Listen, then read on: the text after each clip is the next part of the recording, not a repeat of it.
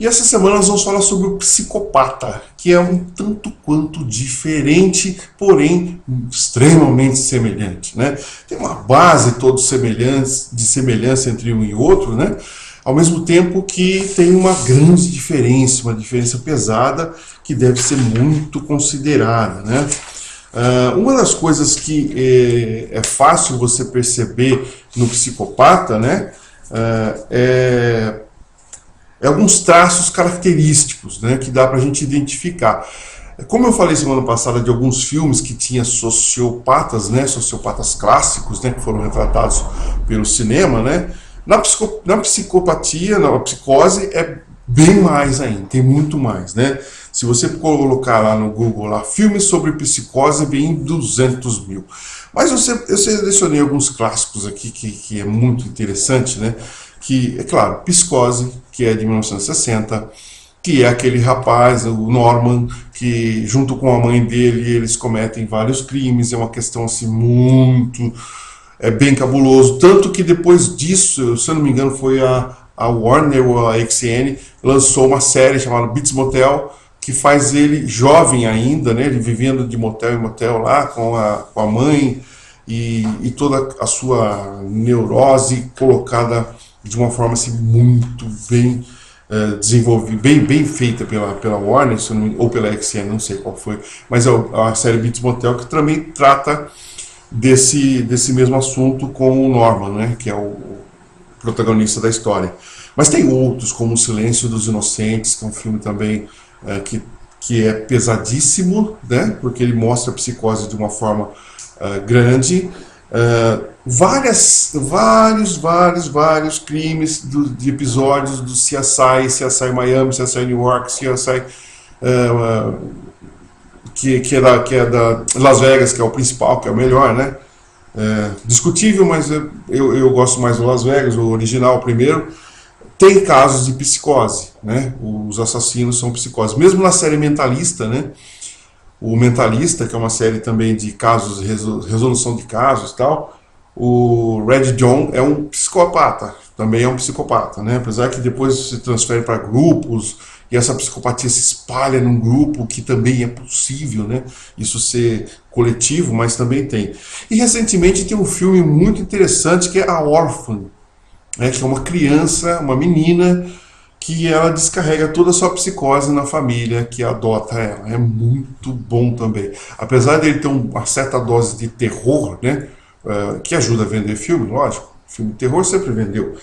Mas o nível de psicopatia dela é muito grande, ainda mais para uma criança, né? É muito terrível, né? Mas como é que a gente consegue identificar um psicopata? Bom, primeiro, ele tem muita semelhança com o sociopata. Uma coisa muito semelhante é a dificuldade de empatia. Assim como o sociopata tem uma certa dificuldade de entender a dor do próximo, valorizar o sentimento do próximo, entender os conceitos do próximo, ele tem um sentimento muito narcisista, né?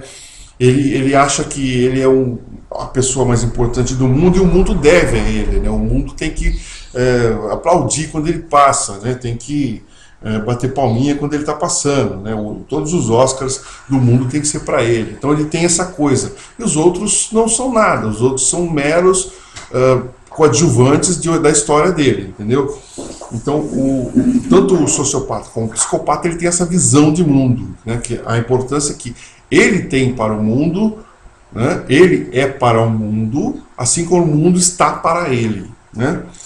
A segunda característica que você vai perceber muito é a mentira, né? Ele é um mentiroso constante, ele está o tempo todo mentindo e ele tenta manipular de todas as formas, né? Ele é um mentiroso e um manipulador. Ele tem uma extrema habilidade em mentir, ele tem uma extrema habilidade em criar situações, em criar fatos, ele cria situações, conjectura, personagens, ele cria o que for necessário para ele te manipular. E ele tem uma habilidade muito grande nisso. Aliás, um pouco mais que o sociopata, tá? O psicopata, ele tem uma inteligência um pouquinho maior, porque ele não que o sociopata tenha uma dificuldade de pensar, Mas é que o sociopata, ele tenta criar uma dificuldade, ele cria situações onde ele é sempre o polo, o extremo, que ele tem que ser o primeiro. E o psicopata nem sempre cria com ele o polo, mas ele faz parte, né? Então ele consegue ter um pouquinho mais. Os dois são encantadores, né? Os dois são encantadores, se envolvem muito facilmente com as pessoas, tem uma boa fluência, tem uma boa condução de conversa, de se interagir com as pessoas, mas aí também tem uma segunda diferença. O sociopata, ele sempre está em destaque. O psicopata, ele gosta um pouquinho mais de discrição, ele é um pouquinho mais discreto, ele é um pouquinho mais conciso, mais reservado, mas mesmo assim não impede dele participar com todo mundo, dele estar falando, ele só não vai ser o destaque, ele procura não ser o destaque, né? Mas tem um poder de persuasão incrível, de encantamento, então melhor ainda. E a última característica, que é a principal que diferencia os dois, né? O sociopata é impulsivo, é 880, é tudo ou nada, vai ou não vai, é isso mesmo, tal. O psicopata tem uma tendência à violência, né? O psicopata, ele tende a ser extremamente sádico e saborear a dor do outro. E ele gosta de causar, ele não somente gosta de ver a dor, ele gosta de causar. O prazer dele é causar dor, e às vezes a morte, né? Existem casos, a maioria desses filmes que vocês verão, grande parte deles são relatos de fatos reais. Claro, dramatizados, de acordo com as perspectivas de venda de Hollywood, que precisa vender, filme precisa vender, mas também tem o fundo de realidade que realmente aconteceu, tá? O psicopata, ele tem uma facilidade também de explodir, né? Não é que é 880 não, ele simplesmente explode. Se ele não gostou de você, ele vai explodir e vai virar seu inimigo mortal, né? Ele tem uma boa lábia, é um cara de muito boa lábia. Claro, tem um ego inflado, né? Ele é o bom, né? Ele é o grande. Ele tem uma sede de adrenalina, assim, extrema, né? Aquela coisa de estar vivendo perigo, de estar... vocês podem ver em filmes, né, que tem, ou mesmo nessas séries que tem resoluções de casos, que eles sempre são muito ousados, eles arriscam demais, eles brincam com o perigo, eles costumam confrontar aquele que o perseguem, eles costumam menosprezar os outros, porque ele tem aquela coisa de ser superior, de ser mais inteligente, de ser mais criativo. Um grande psicopata que hoje em dia está em evidência, né? Mas meio que o herói, né? Que é o professor da série La Casa de Papel.